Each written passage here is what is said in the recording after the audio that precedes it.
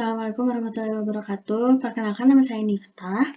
Di video kali ini saya akan mencoba menjelaskan tentang proyeksi laba.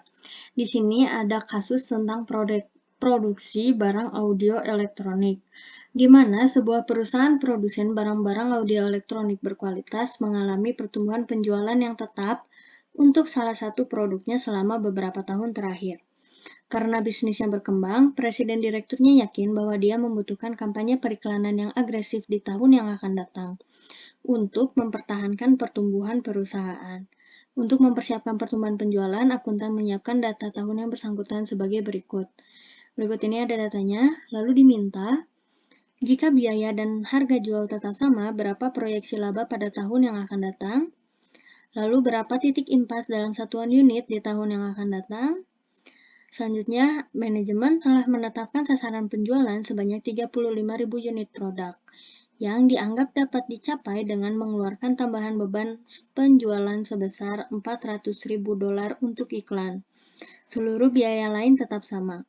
Berapakah laba operasi jika tambahan beban sebesar $400.000 digunakan untuk iklan dan dapat menaikkan penjualan menjadi 35.000 unit? Lalu terakhir, berapa titik impas barunya? Di sini saya udah copy paste tabel ini, tabel data tahun yang bersangkutan ke sini, dan juga persoalan yang ditanyakan. Ada proyeksi laba, titik impasnya, lalu proyeksi laba tambahan, biaya, dan titik impasnya. Sekarang masuk dulu ke yang A, proyeksi laba tahun depan.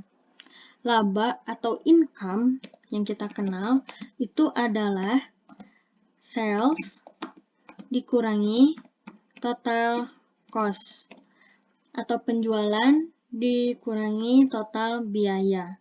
Bisa dibilang kalau income adalah sales dikurangi variable cost dan dikurangi lagi fixed cost. Untuk mencari income, pertama-tama kita cari dulu sales-nya.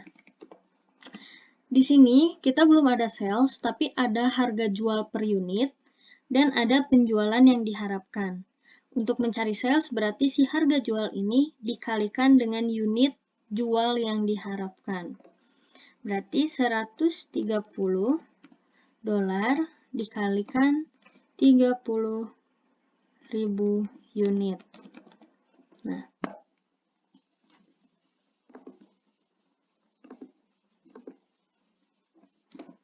hasilnya berarti kita hitung di sini $130 dikalikan 30.000 unit. Ini dalam satuan dolar. Kita hilangin komanya. Lalu kita cari variable cost. Di sini ada total biaya variabel sebanyak $68, tapi ini hanya untuk per unit, bukan untuk seluruh unit. Sehingga si $68 ini masih perlu dikalikan dengan unit dijual. Oke, berarti si 68 dikalikan dulu 30.000 unit. Kita hitung sama dengan $68 kali 30.000. Satuannya sama dolar.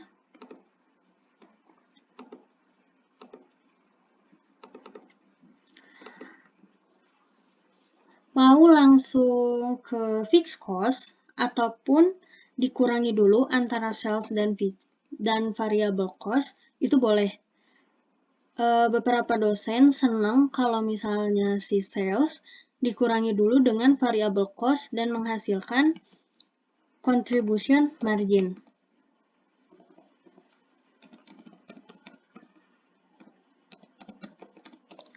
Tapi ada juga dosen yang enggak masalah jika tidak ada contribution margin ini.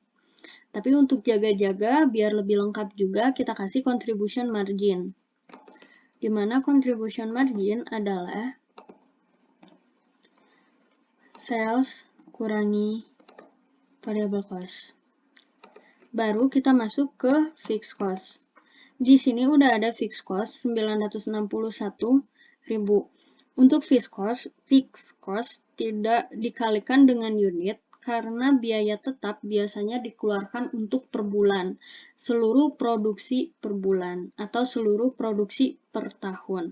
Sehingga di sini langsung dimasukin angkanya sebesar $961.000.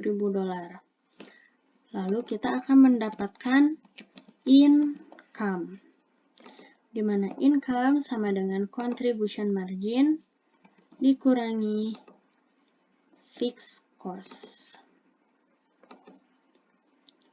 Selanjutnya ada titik impas. Titik impas atau titik equilibrium atau key adalah fixed cost dibagi harga jual atau price dikurangi variable cost per unit. Atau bisa dibilang di sini key-nya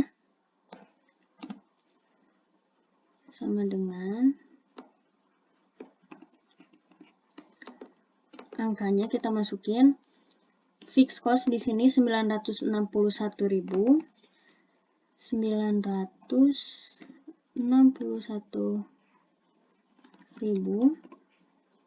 dibagi dengan price-nya ada $130, 130 dikurangi 68. Nah, ini adalah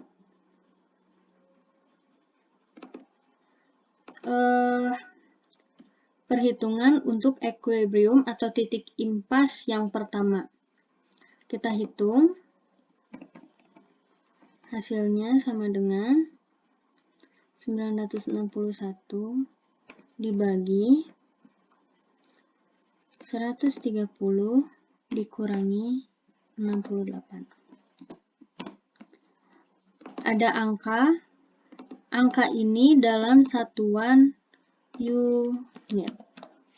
Berarti titik impas atau titik di mana perusahaan tidak akan mengalami kerugian atau keuntungan ada di penjualan sebanyak 15.500 unit.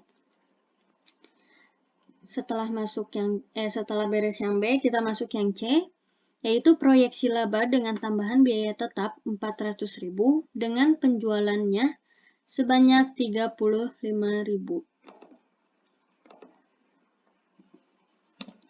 Oke. Ini nggak akan beda sama yang ini. Pasti tetap kayak gini aja, hanya beda di perkaliannya nanti. Kalau yang ini, kita copy paste aja, karena nggak akan beda. Kayak gini. Kalau sales, harganya tetap sama, karena yang beda kan hanya tambahan biaya dengan unit penjualannya. Harga salesnya tetap sama, harga penjualannya, unitnya bukan 30.000, melainkan 35.000. Untuk fixed cost-nya, harga fixed cost-nya tetap, variable cost-nya tetap sama, tapi unitnya diganti bukan 30.000, melainkan 35.000. Contribution-nya tetap sama, nanti dikurangi ini variable cost-nya, fixed cost-nya, maaf. FC, fixed cost itu berarti fixed cost lama ditambah 400.000. Bukan berarti si fixed cost-nya jadi 400.000 ya, tapi si fixed cost ditambah.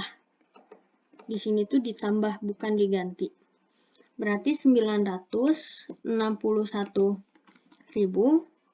ditambah biaya iklan sebesar 400.000. Kayak gini. Oke. Sekarang kita hitung satu-satu. Yang ini 130 dikali 35.000 dalam satuan dolar.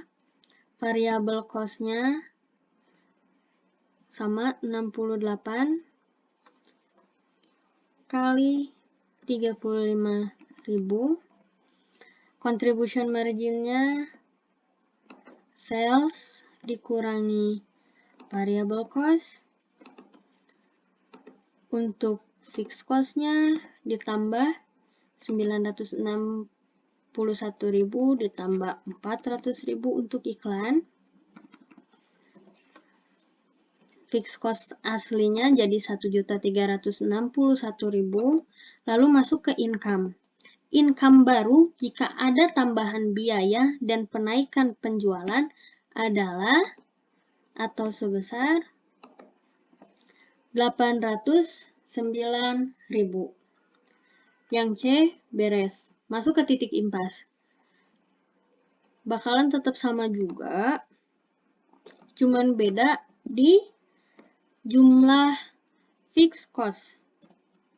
Di sini jumlah fixed cost-nya masih yang 961, sedangkan di sini fixed cost ada 1.361.000. Kita ganti sama dengan yang ini. 1.361.000 dibagi 130 dikurangi 68. Hasilnya dibagi 130 kurangi 68. Hasilnya adalah, kita kurangi gini dulu. Kita bulatkan menjadi 21.952. Untuk penambahan biaya iklan dan penaikan unit produk yang dijual, titik impas atau titik tidak rugi tidak untungnya naik menjadi 21.952 unit.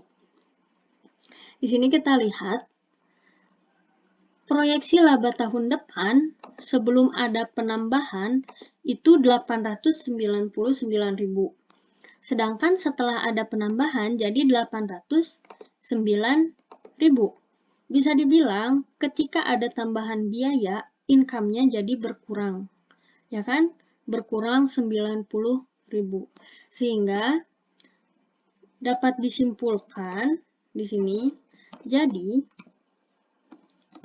usulan untuk menambahkan biaya iklan sebesar $400.000 sebaiknya ditolak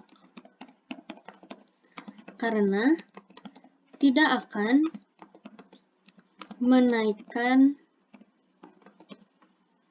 income.